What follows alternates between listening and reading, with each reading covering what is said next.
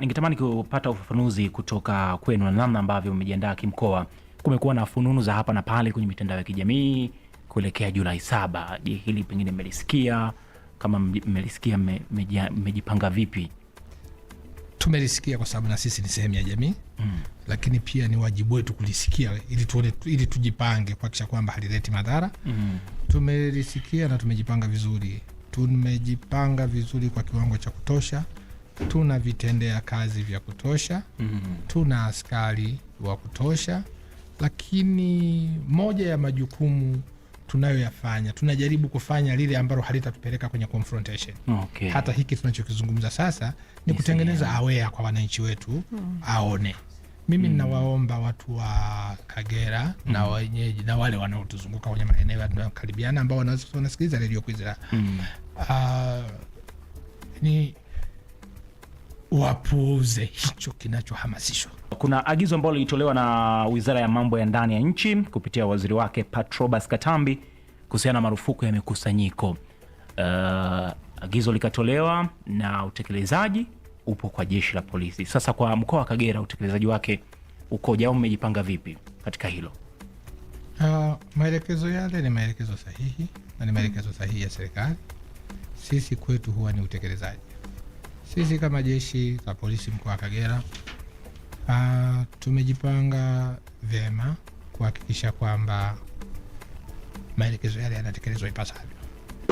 Ingawa mpaka sasa hatujapokea ombi au mtu anayetaka kufanya mikutano. Hatujapokea taarifa yote ya mtu anayetaka kufanya mikutano ya hadhara, especially mikutano ya kisiasa.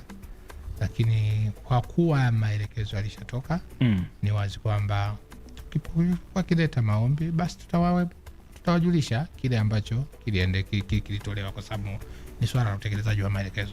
Okay. Na kwa sababu ni maelekezo halali na maelekezo ambayo yana mashiko ya kisheria, hayajadiliki. Ni swala tu ya kueleweshana. Kwa yule ambaye labda hakuelewa, tutafanya kazi ya nyongeza ya kumwelewesha bezi ya maelekezo hayo ni nini, ili kusudi wote tuende pamoja. Lakini kikubwa, najua siku zote kwenye katazo huwa kuna wale wanaotaka haiwezekani bwana, kwa nini katazo hili? Kwa nini katazo hili? Sasa ile kimsingi tungeshauri watu wajiepushe nalo, sababu halina uhai kwa taifa letu. Okay. Logic hasa ni matumizi yasiyokuwa sahihi ya baadhi ya watu wataka kufanya mikutano. Kauli ambazo ukiziangalia kimsingi zilikuwa na mwelekeo wa kuchochea, kutengeneza chuki kwa baadhi ya watu. Unajua, kwa mfano ukisema tutahakikisha kinanuka, tutawasha moto kuhakikisha hakuna mtu anatembea, tutawasha moto. Sasa ukirudi kwenye yale yaliyotokea mwaka uliopita, kile 2029 na kuendelea, watu bado wana machungu, watu bado wana huzuni, watu bado wana vidonda. Sasa leo vidonda vile vikitengenezwa mazingira ya kurudi tena, mtu alikopa akaweka mtaji wake, kisima kikachomwa, mtu alikopa akaweka mtaji wake, magari yakachomwa. Sasa lile bado watu wana majonzi. Okay. Sasa tusingetamani tena lile lirudi kwa leo. Na niwaombe tu wana Kagera,